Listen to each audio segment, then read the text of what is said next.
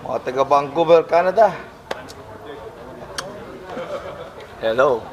And huwag niyo kakalimutan, ngayong April 9, panoorin natin ang ating pambansang kamao na ipaglaban at itaguyod again ang ating bandila ng Pilipinas.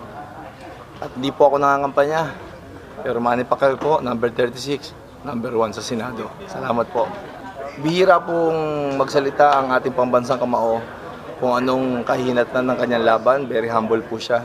Pero ngayong laban po na to, sinasabi po niya sa atin at sinasabi po niya sa ating team at sa mga kababayan natin na very convincing ang gagawin niya nito. Kung hindi po knockout, gulpi sarado ang kanyang kalaban. Yun lang po masasabi ko. Sa ngayon po, last fight po talaga si Kong Manny at inaalay po niya ang kanyang susunod na serbisyo para sa ating mga kababayan sa Pilipinas, para magbigay naman po siya ng pasasalamat para sa ating mga kababayan dahil sa dami at sa suporta na binibigay nila. Ngayon siya naman yung oras para siya naman yung magbigay ng suporta para sa kanila.